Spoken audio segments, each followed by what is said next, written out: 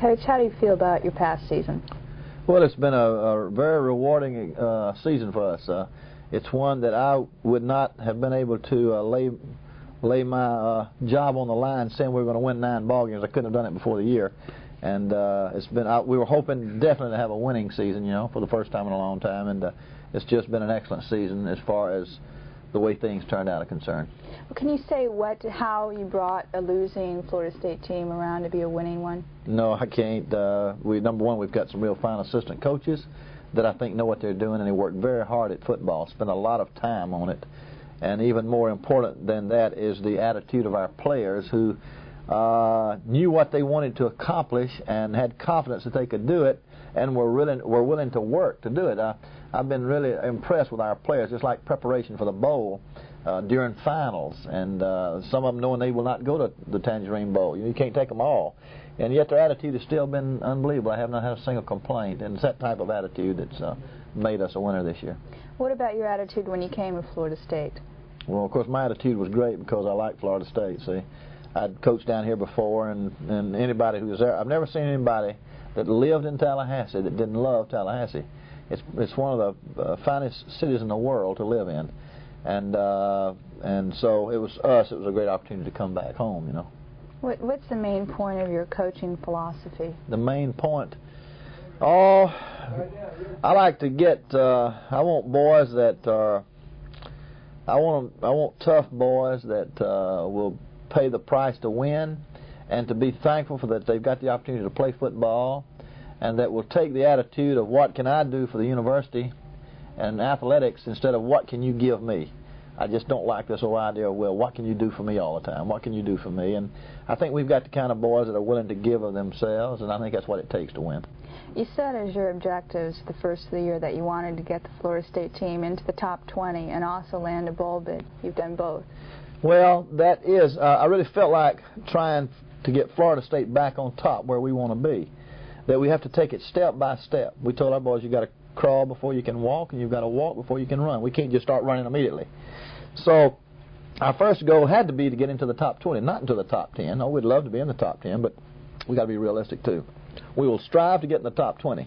If we get into the top 20, we should get a bowl, because usually there's usually 22 or 24 slots for bowl people. So we get into the bowl, and then that's 2 objectives. Now next year our objective will be higher.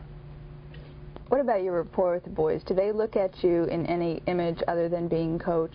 I don't know. I will say this: I've raised 4 sons myself, and I think that helps in coaching. A man who's never raised children, never raised sons, and I've even had the opportunity to coach my sons. I've coached 3 of my sons in college. Had one of them for 4 years, had one of them for 2 years, and had another one for 2 years. See. And so I think that's helped me a lot to understand these young men. And I still make mistakes with them, and there's some that probably appreciate me, and there's some I'm sure that don't. And but again, that's the only philosophy I have in dealing with men. Try to treat them like my own sons. I try to do that. What about your family? Coaching is a hard job, and you're away from your family a lot. Does this have any effect on your life at home? Yeah, my life not at home. That's the toughest thing. Well, that's one of the bad things about coaching, is being away from home. You get the feeling you're helping other sons, but not your own. I think all coaches get that feeling. We're out speaking to banquets, we're out visiting prospects, we're out visiting other homes, we're out practicing, we're going to California. Well, how about your own children, you see? And I just hope and pray that somebody's talking to mine, because I'm talking to somebody else's. And that is one of the bad things, being away from your wife and children as much as we are. But then we just have to try to compensate by even in July. We try to use that as a vacation month or something with our children, where I don't take any speaking engagements or anything, and just try to go solid that time with our family, so that it helps make up for being out so much during the season. Plus, any trip I ever make, I always try to get back home at night. Mm-hmm. Some people always spend the night and come the next morning. I won't do that. If I have to get back at 4 at night, I'll try to get back at night, where at least I can have breakfast with my family. Well, how involved is your family in your coaching duties as far as games are concerned, when you win or you lose? Oh, that's a very good question there, because they are totally involved, whether they want to be or not.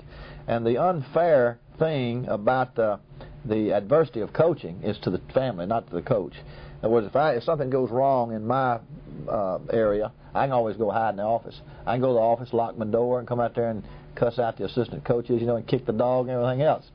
But your children and your wife, they can't hide. They got to go to school. They've got to go to their social events. And if things are not going good for you, people might be rude to them, But so therefore, they are totally involved, and they have the same effect on winning and losing I have, because they can't stand it when we lose. They're very happy when we win. You're a deeply religious person. Does that have any effect on your coaching and also maintaining the family life? Well, I think religion plays a big part. There's no doubt, no doubt, and I don't want people to. I just have to be careful. I don't want people to think that I think I'm perfect. I'm not even. I'm not. I try to be good, but I'm not.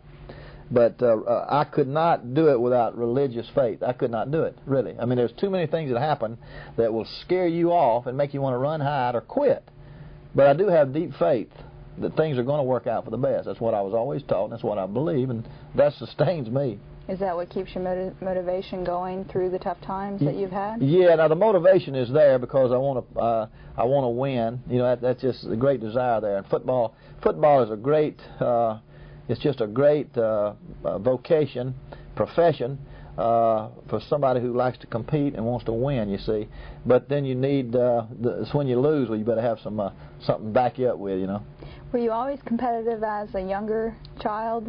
Is that the key to being a good coach? Is that you have to be competitive? Yeah, I always kick my dog every time he'd turn around. I'd whip him every day. But yeah, naturally, it's funny. I was born behind a football field in a house. Now, not in the weeds. Born in a house, but we were right behind a high school football field where I went to high school. So as a youngster, I was always watching them play and watching the band march. So I guess that gets in your system. We moved from there when I was about 6 years of age onto a campus of a college up in Alabama. So again, I was able to see the football being played every afternoon and the band, and I think it became a part of my life early, because my father was not a football player or a coach, and not my family, any members of my family, you see. So anyway, but there's always been that great desire to be a player and a coach, and it just happened that way. Well, you're in the limelight now. They want you for Pope, and they want to run you for governor. How do you feel about all the praise you're getting now? I'll tell you what, see, I've been in this business a long time, and I've been on both ends of it. If you're in coaching long enough, you're going to have good years. Coaching long enough, you're going to have good years, and you're going to have bad years. I've had bad years. This year we had a good year. And it's like the old program years ago, was it Queen for a Day? Or King for the Day? You know what I'm talking about. Right. Well, that's the way coaching is. We're king for the day. Tomorrow, boom, could be right down the other way. We're not going to let that happen, but I've been in it long enough to know it can happen, and you better enjoy it while you can, because it's only a year-to-year thing.